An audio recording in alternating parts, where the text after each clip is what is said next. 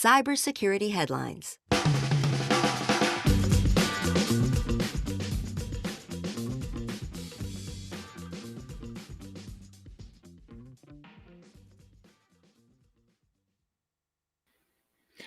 Microsoft discloses malware attack on Ukraine government networks, how quick thinking stopped a ransomware attack from crippling a Florida hospital, and a cyber attack disrupts the Red Cross.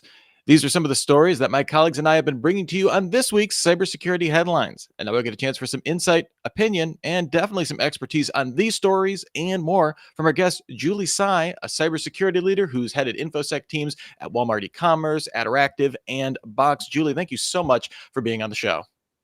Oh, thank you for having me. I'm really looking forward to this. All right, before we get going, I want to thank our sponsor, Datadog, real-time threat detection and configuration audits. Always appreciate their support. Remember, you can join us live on LinkedIn Live. Just go to CISOseries.com and check for the Week in Review page. You will find the link. We've got about 20 minutes, though, so let's just jump right into it. Microsoft discloses malware attack on Ukraine government networks. One of the big stories this week, Microsoft has said that dozens of computer systems at an unspecified number of Ukrainian government agencies have been affected with destructive malware disguised as ransomware. Basically, it doesn't have a decryption function and it just bricks your machines. The disclosure suggests a attention-grabbing defacement attack on official websites was a diversion, although the fingerprints of the attack belong to a characteristic similar to those by Russia's SVR spy agency. There were ties to Belarusian actors for this malware campaign, but that's kind of where the fingers are all pointing here. Pretty cloak and dagger stuff here, Julie. Appears to be going on as part of this much larger situation going on between Russia and Ukraine at the moment. Have you ever seen a cybercrime operation disguising malware as ransomware before? This is a new trick to me. I have been fortunate enough not to have had malware disguised as ransomware, knocking on wood right now. But I absolutely do think that it's something that we should be expecting, that all of the methods that people use in regular warfare or subterfuge are going to be prevalent more and more in the online and the cyber warfare world, especially as all of our critical infrastructure and services, all the communications channels are now dependent on internet communications. Yeah, it's interesting. We've seen, obviously cyber actors using, for the lulz for profit, and now just to kind of create chaos. Kind of scary when you think about using those tools for that at times. We'll see if there's any further developments coming out of Ukraine. Our next story here, how quick thinking stopped a ransomware attack from crippling a Florida hospital. It's a really interesting story. It came out of CNN was covering this about Jamie Hussey, the IT director of Jackson Hospital in South Florida. They were hit by the Mespinoza ransomware. Hussey realized that the charting software, which was maintained by an outside vendor, had been infected. So he put the hospital into downtime procedures, basically going to pen and paper and physically disconnecting the hospital's electronic health record system for the rest of the computer network to check for the malicious code. Basically cut the hard line and don't let anything else get infected. Lock it down and piss people off, he said, adding, it's what you have to do to secure your network. It's the heavy burden that security has to wear sometime. Appropriate procedure. And the story really does a service to his quick thinking there. I'm just curious about your thoughts about how this was covered, and is this any kind of lessons, I guess, for takeaways for other organizations out there? Yeah, bright spot stories where I can imagine IT leaders and security leaders all over the place smiling when they read this to see, this is what I wanted to have done when we had XYZ issue. I think some of the things that are marked to me is that the clarity of thought and the simplicity of a good disaster procedure, which is basically get the things offline, turn them off, get them offline. And the fact that they were either confident or prepared enough to go back to legacy ways of doing things, at least for the short term, so that they could properly contain. These are huge. I think the other things, implicitly or not, it looks like he had the confidence and the confidence of his executive team and the freedom to do what needed to be done and to be frank about, hey, this is just needs to happen. And this is for the greater good in the long term. Yeah, that kind of executive or that synergy with management or and the Yes. C-suite or whatever you have, so critical when it's time sensitive like that. Yeah, definitely. And it was kind of a fun note in the story there. I guess Hussey had just hired a new assistant, the fresh cybersecurity graduate. Like this is like the best onboarding procedure you could ever ask for. Like just like here's how you handle it. Textbook Yeah. kind of response there. It's pretty great. Absolutely. That, that new hire is probably going to be either scarred for life or saying like, "Hey, this is great. I'm in this for life." I know it's the only downside is like if you go somewhere else, it's like, oh, you don't do the textbook thing that you're supposed to do every single time for a variety Yeah. of reasons. Oh, I guess, Yeah. All right, next up here, renewable energy targeted for cyber espionage. Theme of the day, turns out, is all sorts of state-sponsored horribleness. Security Yeah. researcher William Thomas recently discovered a large-scale cyber espionage campaign targeting renewable energy industry, active since at least 2019, targeting 15 organizations, big names here too, Schneider Electric, Honeywell, Huawei, and HiSilicon, as well as several universities. I think the University of Wisconsin was among them. The Yeah. campaign used a custom mailbox toolkit to deploy a phishing package, and that was paired with compromised websites used to host phishing pages, a dynamic duo if I've ever seen one. The campaign appears to focus on collecting user logins, and it's kind of linked to, we're seeing this link to the Russian APT Fancy Bear could be behind the campaign. I do take exception to naming APTs after things I want to say in a very funny voice. That notwithstanding, eco sabotage doesn't appear to be kind of the goal of this, just maybe for identity theft or getting credentials or just getting further network access, perhaps. But nothing is, that being said, it's not like the worst case scenario, but nothing is insignificant when we're looking at cybercrime. What's your first worry when you hear companies like Schneider and Honeywell are getting targeted like this? My first worries on this are that the compromises are getting deeper.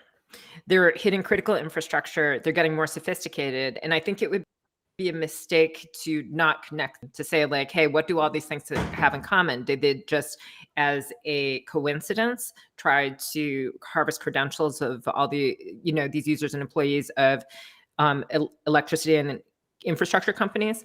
It seems more than a coincidence, even if it's not surfacing right now. One of the themes in security, both for incident and threat analysis, is the attacker that you have to worry about is not necessarily just the one that makes a very visible splash up front. It's the attacker that has the luxury of time and who does a low and slow attack. And one of the things that you have to really pull together is, I think one of the big concerns I would have is what are we as nations and industries doing to be able to track and correlate these things over time? Because one foothold here, gathering information of a certain kind, whether it's users and credentials or patterns of life and ways, configurations of critical infrastructure, how could this be leveraged a year from now, 2 years, 3 years down the line in conjunction with some other compromise? Yeah, that idea of the luxury of time, we talk a lot Mhm. about like dwell time when it comes to Yep, ransomware and stuff like that's that, right. but like I guess lurk time to just Yes, kind of wait until someone makes a mistake, that's which is right. inevitably will happen, right? Yeah. All right, next up here, Microsoft sees Log4j attacks exploiting SolarWinds ServView bug. It's again another dynamic duo of flaws here. The threat Yep. actors have weaponized a newly discovered bug in SolarWinds ServView file sharing software to launch Log4j attacks against networks' internal devices. That's according to a Microsoft warning earlier this week. SolarWinds issued a fix the day before that on Tuesday. The vulnerability is an input validation flaw that could allow attackers to build a query and to send that query over the network without sanitation, according to Microsoft's Threat Intelligence Center. Yeah, in terms of danger, in terms of severity, give us a sense of how this falls in the grand Log4j exploit train here. Sure. Looking at it superficially, and certainly some people might have a different perspective on this. My belief is that this one is not as critical as, say, the permutation for being able to use RMI that surfaced, Mhm. after the Log4j, while being able to leverage certain aspects of LDAP technology are definitely, a definitely an attribute of this this compromise. It looks like this particular one hits at a more superficial level, and that there are other input validations for LDAP that would connect it to Log4j. So I would say out of the world of things that were stemming from the Log4j, very critical, very serious issues, this one's a little bit more peripheral or medium level. All right, before we move on to our next story, I want to spend a few moments to thank our sponsor, Datadog. Join Datadog in their upcoming webinar to learn how to dissect the anatomy of an attack vector in the cloud with the use of their unified cloud security platform. Visit datadoghq.com/CISO to register for the webinar in the time zone most convenient for you, and attendees will also get a chance to win a Datadog t-shirt. All right, our next story here. Large-scale cyber attack hits the Red Cross. A cyber attack compromised personal and confidential data on more than 500,000 people, helped by at least 60 Red Cross and Red Crescent organizations. The exposed information belonged to highly vulnerable groups, including families separated by conflict. As a result of the attack, the ICRC temporarily shut down its Restoring Family Links program, which helps reunite families separated by conflict, disaster, or migrations. Another attack on civilians. We've seen a lot of, cybercrime organizations are stating these theoretically are off limits. There's always someone who's going to step over that line if there's some sort of gain to be had. It turns out trusting criminals may be problematic. Of course, not looking to victim blame the Red Cross here. High profile organization has a big target on its back. Is there anything, that I guess any kind of takeaways, something that as an organization, just on a broad level, that stands out on this that we can take away from this? Sure. This one is particularly heartbreaking because it's certainly getting at some of the most vulnerable members of society, and may have some implications for people beyond what we can think of just in terms of a standard consumer data breach or something like that. I think that one thing that I would probably ask some of the large nonprofit organizations is, what plans do they have to be able to mitigate and really invest in protecting data? A lot of nonprofits are very resource constrained, and so I think the question I would ask would be, structurally, are there places that they could efficiently outsource certain things that maybe aren't going to be the core business, but still be able to create an even higher level of trust? But those are just some passing thoughts on how they might protect their citizens. And I will say that there's a lot of pressure on nonprofits like this, because there are organizations that monitor like overhead and stuff like that for these organizations, Yes, and that's right. increasing your security spend means you're spending less Increasing dollars. overhead. Yeah, That's and right. there can be a lot of pressures, even for well-intentioned stuff, to not necessarily increase that spend that we've seen for Absolutely. So just something to keep in mind too. That's a great point structurally, right? A lot of us, when we're looking at charities to contribute to and how they're managing their financial oversight, we look at the overhead question. And so I think I would ask the leaders out there and people who do the financial accounting, is there a way to help support nonprofits in really supporting this critical investment without penalizing them on the back end in terms of how the optics of the financials look? Our next story here: hackers grab stolen credentials using VirusTotal. Safe researchers have found that the popular online service for analyzing suspicious files, URLs, and IP addresses can also be used to collect credentials stolen by malware. With a 600 euro VirusTotal license, the researchers managed to collect more than 1 million credentials just by executing simple searches with a few tools. They now call this technique VirusTotal hacking. Because we can't have nice things, I guess. Just Right. another kind of sitting Exactly. duck story here. Yeah. It's kind of the equivalent of the do not call list, right? Let's make this gold mine of data for robocall companies. Same kind of thing with VirusTotal. I guess, are you surprised by this, Julie? More disappointed. It's on some level, of course they shouldn't have done it. The blame is on on the hackers who tried to steal it. But at the same time, it just goes to show that thinking about all the different threats and the unpredicted ways that your software can be used, this doesn't just apply to every other technology company out there. It also applies to security vendors. So, we also have to be thinking about in terms of our worst case scenario cap, and how things can be leveraged. Can this be used as a honeypot? Yeah, absolutely. Next up here, Beijing 2022 Winter Olympics app loaded with privacy risks. The official app for the Beijing 2022 Winter Olympics, dubbed My 2022, hashtag not my 2022, Mhm. was found to have numerous security and privacy issues, including the app's encryption system, leaving data susceptible to man-in-the-middle attacks. The app is also subject to censorship and has an unclear privacy policy, which violates both Google and Apple's guidelines, but remains available in their stores.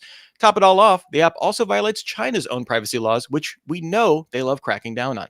Finally, the app collects a slew of sensitive personal information from both domestic and foreign users, all of which is being shared with the Beijing Olympics Organizing Committee. All athletes, members of the press, and audience will be required to install the app and add their personal information to it. Big story to kind of set up there. A lot of red flags, though. Surprising to see this going against like Google and Apple's guidelines, or is this just what we like? Anytime I see the IOC touch anything, like this does not surprise me as the end result, right?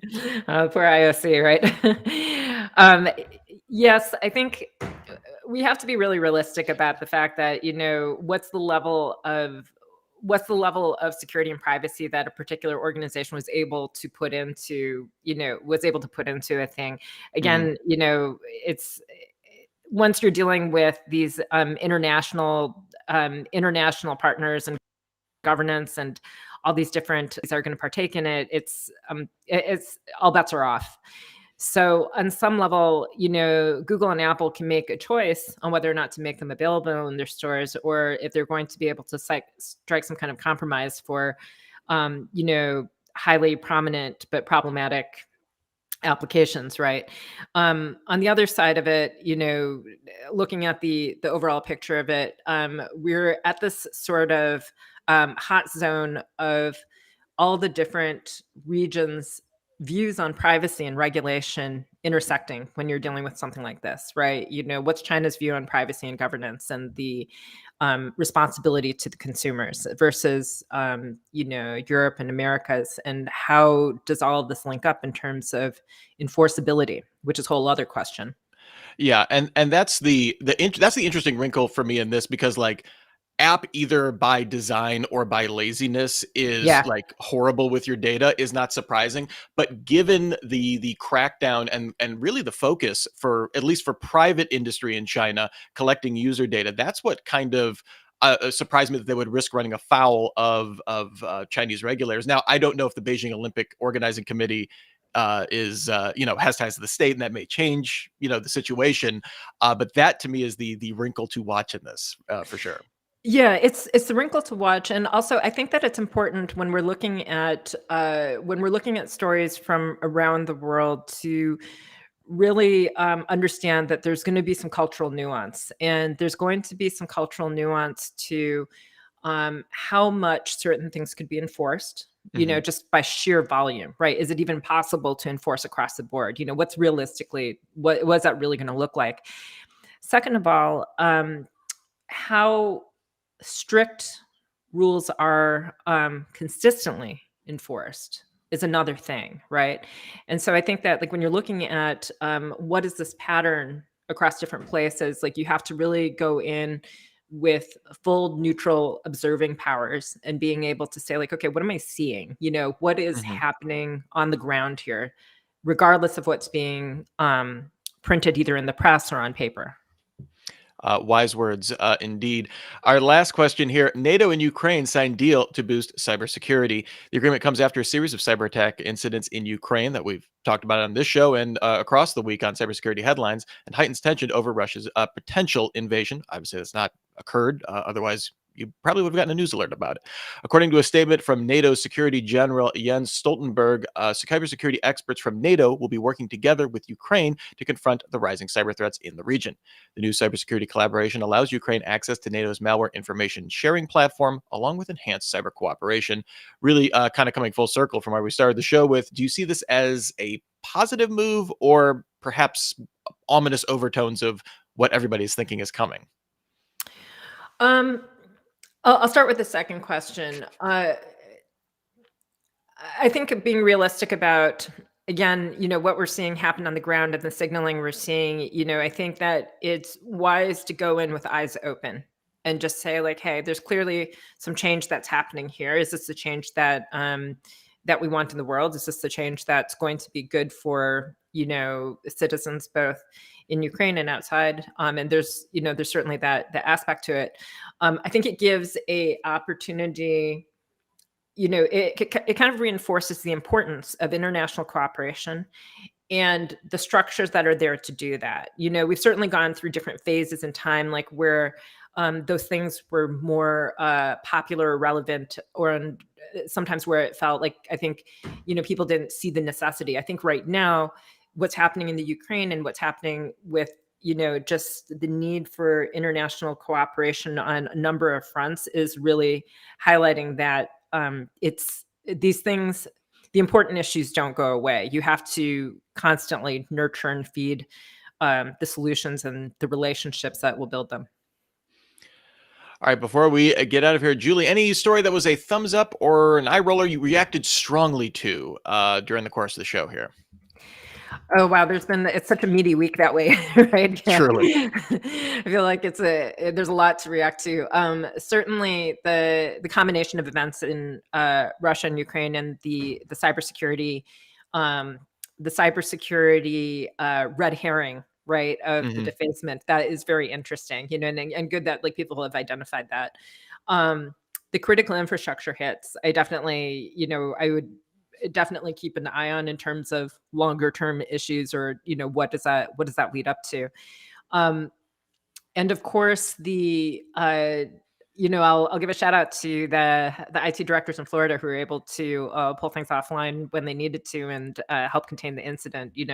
Bravo for pushing forward on a tough issue. So those are the things that are standing out for me today. Absolutely. Well, thank you so much, Julie Tsai. I really appreciate your insight, your expertise on all of these stories. Where can people find you if they are so inclined to follow your work? Sure. So I am on LinkedIn at Julie Tsai, and I also have a handle at Twitter at 446688. And I'll be publishing my blog at julietsai.net within the next week or so. So that would be where to find me. Excellent. Thank you so much, Julie. And thank you also to our sponsor, Datadog, real-time threat detection and configuration audits.